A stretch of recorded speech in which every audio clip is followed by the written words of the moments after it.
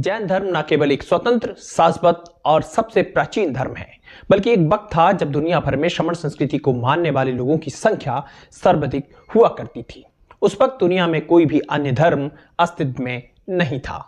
युग के आदि में जम्बूद्वीप भरत क्षेत्र की स्थापना आदिनाथ के पुत्र प्रथम चक्रवर्ती भरत ने की थी और उन्हीं से हमारे देश का नाम भारतवर्ष पड़ा। हालांकि आज का भारत प्रथम चक्रवर्ती भारत के अखंड भारत का एक छोटा सा हिस्सा मात्र है। उस समय जैन धर्म पूरे अखंड भारत में फैला हुआ था। यहां तक कि भागीरथी, रामकृष्ण समेत तमाम महापुरुष प्रथम तीर्थंकर आदिनाथ व उनके पुत्रों की वंश परंपरा में करोड़ों वर्ष बाद उन्हीं के कुल में हुए और दुनिया को सतमार्ग दिखाया। आज जितने भी क्षत्रिय वंश हैं, यदि उन पर निष्पक्षता से शोध किया जाए तो उन सबके पूर्वज स्वयं आदिनाथ भगवान हैं। तो सवाल उठता है कि इतना बड़ा जैन समाज अचानक कहां चला गया? जैन धर्म के पतन का कारण क्या है, बताएंगे आज के इस एपिसोड में। अधर्म के बढ़ते साये में मुंह खोलेगा कौन? यदि हम भी चुप रहे तो फिर बोलेगा कौन? दर्शकों, सादर जय जिनेंद्र। आप देख रहे हैं देश का तेजी से बढ़ता, लोकप्रिय और आपका अपना पसंदीदा चैनल जिनोदय।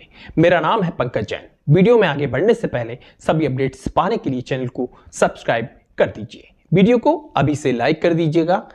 फेसबुक यानी किसी प्लेटफॉर्म पर आप देख रहे हैं तो हमें जरूर से फॉलो कर दीजिएगा। हमारे अन्य सोशल हैंडल्स स्क्रीन व डिस्क्रिप्शन में दिए गए हैं, आप जरूर से उन्हें भी जाकर ज्वाइन कर लें। साथियों, लंबे षड्यंत्रों और अनैतिक रणनीतियों के बाद मूलतः जैन धर्म और समाज का दमन 8वीं-9वीं शताब्दी में प्रारंभ हुआ। बताया जाता है कि इसे भक्ति आंदोलन के नाम से 7वीं शताब्दी में शंकराचार्य ने शुरू किया था। मूल भारतीय संस्कृति यानी श्रमण संस्कृति के खात्मे हेतु लाखों लाख जैनियों का नरसंहार किया गया। बाद के समय में 8वीं शताब्दी में कुमारिल भट्ट, 11वीं शताब्दी में रामानुजाचार्य, 13वीं शताब्दी में महादेवाचार्य इत्यादि ने आक्रामक और अनैतिक रूप से अपने वैदिक धर्म का विस्तार करना शुरू कर दिया। बाद के राजाओं को धर्म परिवर्तन करने के लिए छल कपट और बलपूर्वक मजबूर किया गया। उस वक्त अधिकांश राजा जैन हुआ करते थे। जैसे ही राजा ने अपना धर्म बदला, प्रजा भी डर के मारे अपना मूल जैन धर्म छोड़कर वैदिक धर्म में प्रवेश कर गई और फिर हजारों जैन मंदिरों को शैव और वैष्णव मंदिरों में परिवर्तित कर दिया गया। जैसे तिरुपति बालाजी, बद्रीनाथ, केदारनाथ, कोणार्क, मदुरई का मीनाक्षी मंदिर, कांचीपुरम, कोल्हापुर का अंबाबाई, पंढरपुर का बिट्टल मंदिर, छत्तीसगढ़ का महामाया शक्तिपीठ, बनारस का काशी विश्वनाथ जैसे हजारों जैन मंदिर व तीर्थ स्थल वैदिक धर्म में परिवर्तित हो चुके थे। दूसरा यह है कि वैदिक धर्म के विकास का मुख्य कारण राजनीतिक एवं सामाजिक स्थितियां बनी। जैन धर्म के मौलिक सिद्धांत बहुत कठोर और मौलिक थे। वैदिक धर्मों की आचार संहिता जैन धर्म के समान बनाकर वैज्ञानिकता को दरकिनार कर उसे अपने हिसाब से सरल बना दिया गया, जिसके चलते बाद के समय में इनकी विस्तारवाद की नीति के कारण समाज का अधिकांश भाग उनकी ओर आकर्षित होने लगा। उन्होंने अहिंसा की परिभाषा बदल दी और उसे बेहद शिथिल कर दिया।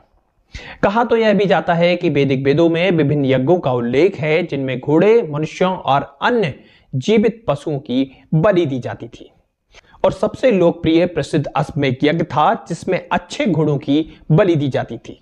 लेकिन बाद में जैन धर्म के प्रभाव और शिक्षाओं के कारण वैदिकों ने अहिंसा तत्व को भी अपने धर्म में शामिल कर लिया और इस तरह वैदिक धर्म का विस्तार होता चला गया। इस संबंध में 10 दिसंबर 1904 को बॉम्बे समाचार में छपे एक आर्टिकल में लोकमान्य तिलक कहते हैं कि प्राचीन काल में बलिदानों में कई जानवरों को मार दिया जाता था। इसका समर्थन करने के साक्ष्य कालिदास के मेघदूत जैसे विभिन्न काव्य कार्यों में पाए जा सकते हैं। लेकिन इस भीषण नरसंहार को ब्राह्मणवाद से गायब करने का श्रेय जैन धर्म को दिया जाता है। A New Text Book of History of India नामक किताब के पेज नंबर 230 में कहा गया है कि प्राचीन वैदिक धर्म में विभिन्न प्रकार के यज्ञों पर जोर दिया गया था, जिनमें पशु बलि भी शामिल थी। अपने धर्म को लोकप्रिय बनाने के लिए हिंदुओं यानी वैदिकों ने बलि की पुरानी प्रथा को त्याग दिया और अहिंसा के सिद्धांतों को अपनाया। आगे पेज नंबर 231 में शंकराचार्य उनके बारे में लिखते हैं, कुमारिल भट्ट की तरह उन्होंने बौद्ध धर्म और जैन धर्म के खिलाफ इतनी ताकत से लड़ाई और प्रचार किया कि इन दोनों संप्रदायों के अनुयायी उनसे बहुत विस्मय में थे। इसी किताब के पेज नंबर 232 में रामानुजाचार्य के बारे में भी लिखते हैं कि उन्होंने अपने उपदेश से न केवल आम लोगों को हिंदू धर्म में परिवर्तित किया बल्कि कई भारतीय राजाओं को भी हिंदू धर्म में परिवर्तित करने में सफल रहे। यह उनके प्रयासों का ही परिणाम था कि मैसूर के जैन शासक हिंदू धर्म में परिवर्तित हो गए। और भी ऐसे तमाम राजा थे जिनकी गर्दन पर तलवार रखकर उन्हें हिंदू धर्म में परिवर्तित कर दिया गया। इतिहासकार रामस्वामी अयंगर अपनी पुस्तक studies in south Indian Jainism में लिखते हैं कि शिक्षित जैन भिक्षु अपने छोटे समूहों में पूरे दक्षिण में बिखरे हुए थे। उन्होंने दक्षिणी भाषाओं में अपना धार्मिक साहित्य रचकर धीरे धीरे लेकिन लगातार अपने धार्मिक विचारों को लोगों के बीच फैलाया। लेकिन यह कल्पना करना एक बड़ी गलती है कि ये साधु धर्मनिरपेक्ष कार्यों के प्रति उदासीन थे।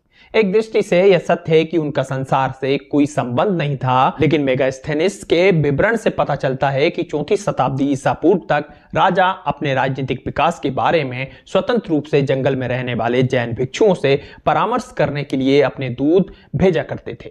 जैन गुरुओं के नेतृत्व में राज्यों की स्थापना हुई और वे राज्य कई शताब्दियों तक जैन धर्म के प्रति कृतज्ञ रहे।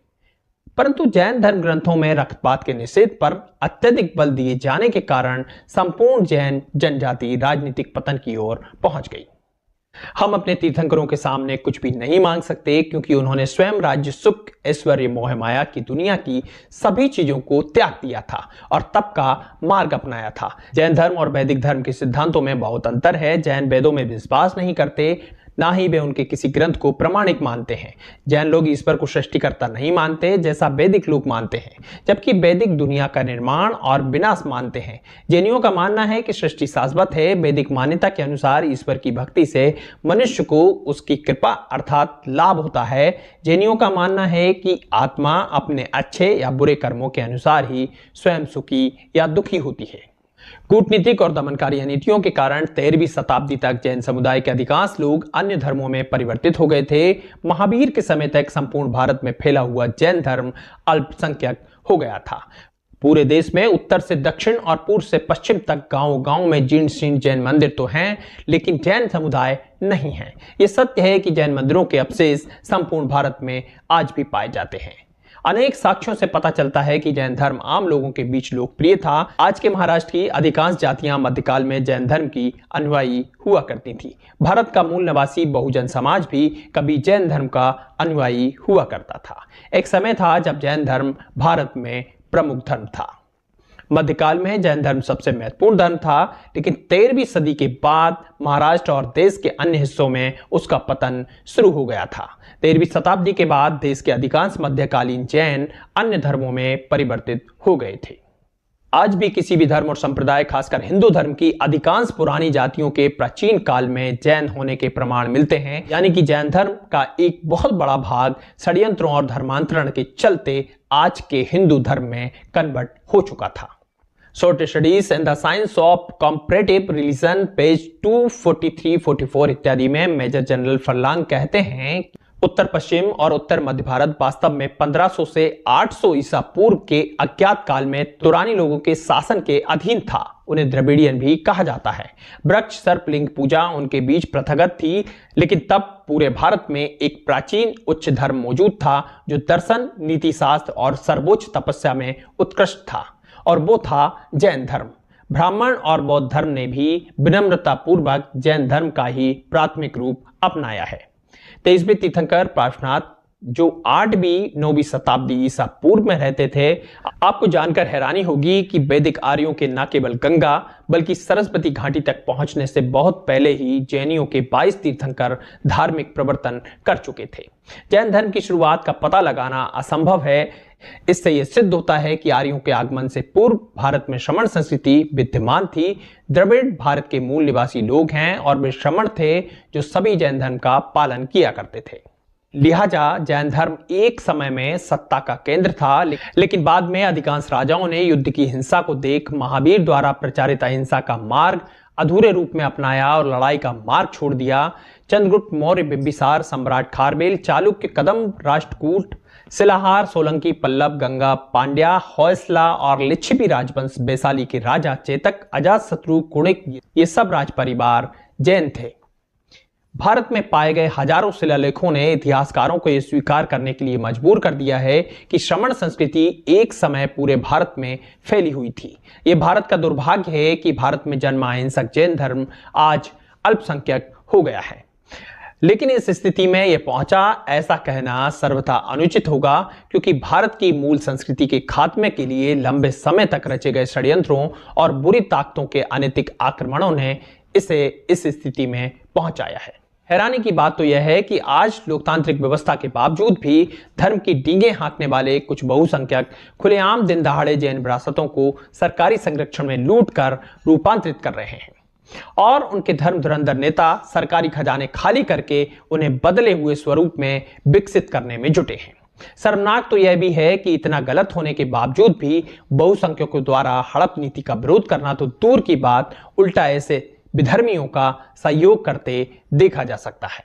जबकि दुनिया में सर्वप्रथम यदि किसी ने मूर्ति पूजा या मंदिर निर्माण इत्यादि की परंपरा शुरू की तो वह एकमात्र जैन धर्म है, जिन्हें देखकर बाद में अस्तित्व में आने वाले अन्य धर्म व समुदायों ने भी उन्हें विकृत रूप में अपना लिया। इसके कई सारे प्रमाण हैं, लेकिन फिलहाल यहां आपको वैदिक धारा का ही एक प्रमाण मैं आपको देना चाहता हूं। आर्य समाज के एक संत श्री दयानंद सरस्वती मूर्ति पूजा के विरोध में अपनी एक पुस्तक में लिखते हैं कि लगभग 2500 वर्ष पूर्व गिरनार क्षेत्र पर जैनियों ने पूजा प्रारंभ की थी और इससे पूर्व किसी भी धर्म में पूजा का प्रावधान